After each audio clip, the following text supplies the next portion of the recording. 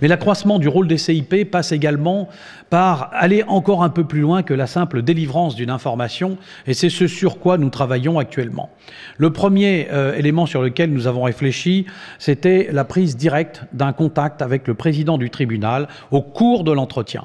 Donc un rapport avec la secrétaire du président, s'il en a une, ou le rapport direct avec le président, afin que nous puissions organiser tout de suite un rendez-vous entre la personne que nous recevons, ce chef d'entreprise en difficulté, et le président du tribunal. C'est principalement dans l'optique d'une mesure de prévention, mandat ad hoc ou conciliation, ce qui arrive rarement, mais ce qui arrivera dans le futur.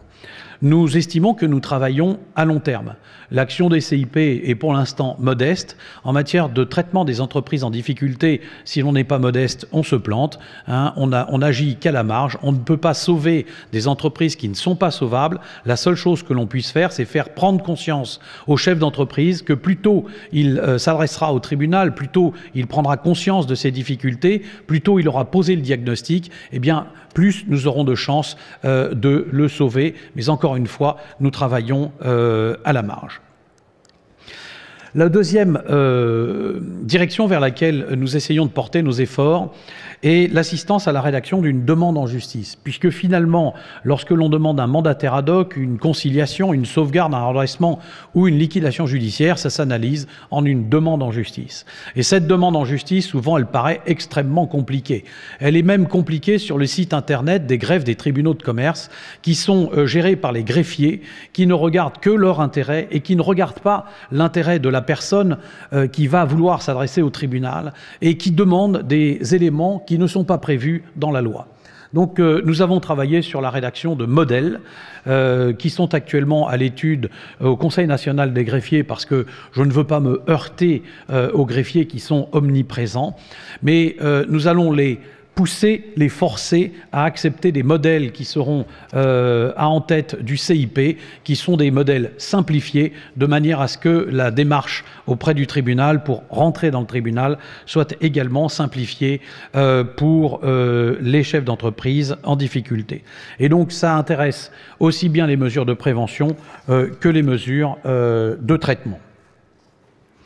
Donc assistance à une rédaction, donc modélisation d'un document qui sera diffusé, assistance à la rédaction de cette demande. On pourra aller plus loin que de la délivrance d'une simple information.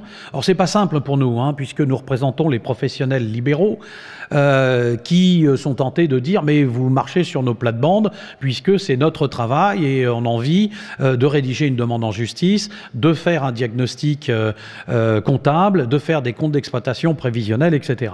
Ce à quoi nous répondons, eh bien, nous nous adressons à des gens que, c'est bien sûr une caricature, que vous avez laissé tomber, en tout cas qui ne sont plus assistés par les professionnels libéraux que nous représentons.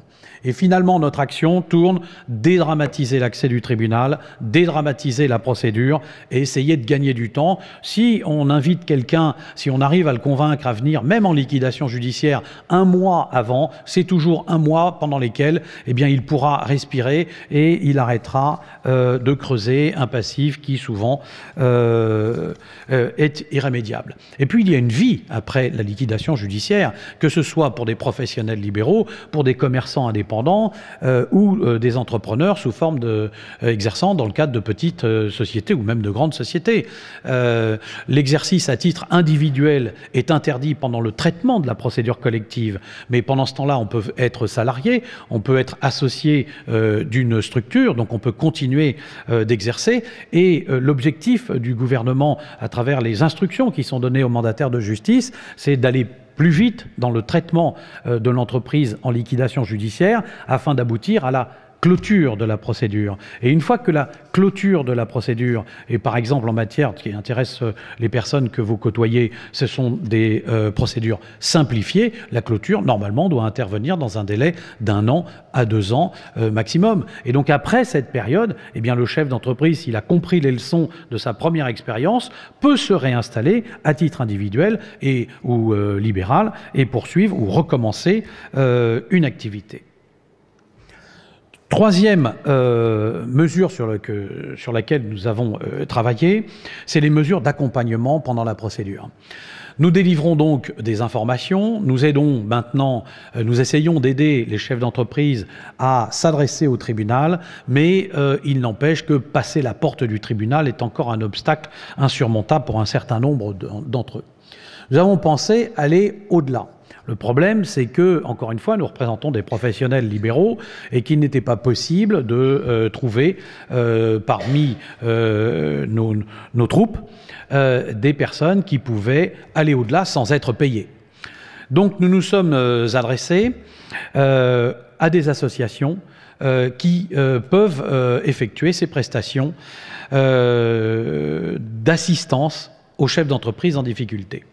Nous nous sommes rapprochés, et Jacques Guimer nous a aidés à prendre ces contacts auprès de deux associations, EG et ECTI. EG et ECTI sont des associations qui regroupent des chefs d'entreprise à la retraite ou des cadres supérieurs à la retraite. Et ces cadres supérieurs, alors c'est plutôt des orientations sur métier, sur du marketing, sur des plans de développement. Et ils n'avaient pas cette prolongation de leur mission sur les entreprises en difficulté. Donc j'ai été rencontrer ces deux organisations qui regroupent quand même 2500 membres chacune et qui seraient à même dans chaque CIP territorial de nous présenter des personnes compétentes pour assister et accompagner le chef d'entreprise dans sa démarche au tribunal, voire un petit peu au-delà, en l'aidant à préparer des comptes d'exploitation prévisionnels et à surmonter cet obstacle de le franchissement de la porte du tribunal. Et il n'est pas sain que les personnes soient systématiquement assistées gracieusement. L'activité du CIP est totalement bénévole et gratuite, bien évidemment, mais si l'on va un petit peu plus loin dans l'accompagnement, il est normal que ce chef d'entreprise participe également au financement de cette mesure. Alors les coûts sont des coûts relativement modestes, puisque la journée est facturée entre 50 et 100 euros, ce qui pour nous est aussi un avantage, puisque lorsque nous nous retournons vers les professionnels libéraux, nous pouvons que leur dire que ce sont des tarifs sur lesquels personne ne peut s'aligner, et il peut également y avoir une prise en charge de ce coût par des collectivités territoriales, le cas échéant, ce qui a été déjà le cas dans un certain nombre de cas. Donc des mesures, et cette rémunération est au profit de l'association et n'est pas au profit de la personne qui vient accompagner, qui, elle, reste bénévole. Donc on reste bien dans un cadre qui est le nôtre du bénévolat, mais une participation aux frais de fonctionnement de ces deux associations, que sont l'association EG et l'association ECTI, qui regroupe donc des professionnels, anciens chefs d'entreprise. Il y a des experts comptables également à la retraite, et il pourrait y avoir des membres de votre organisation également à la retraite qui voudraient continuer à aider les chefs d'entreprise. Enfin, nous avons décidé la création d'un comité scientifique au sein de notre CIP. Le CIP se réunit, c'est simple, il y a nos membres, les centres, l'interfédération des centres de gestion, les chambres de commerce, les chambres de métiers, les avocats, les experts comptables, les commissaires aux comptes, et chaque organisation est représentée par une personne physique et qui est en fait notre conseil d'administration. Nous nous réunissons tous les mois. Et on a décidé de faire venir dans notre conseil d'administration, autrement composé, qu'on appelle comité scientifique, d'autres personnes, d'autres horizons, dont ces deux associations, des professeurs de droit, des représentants des administrations fiscales et sociales, des représentants de la chancellerie et pourquoi pas des représentants de Bercy. Le tout pour essayer de voir comment on pourrait continuer à trouver des idées, soit de réforme des textes pour les rendre plus accessibles aux chefs d'entreprise, aux de petites entreprises, soit comment on pourrait améliorer la détection de ces entreprises et l'assistance qu'on peut leur apporter.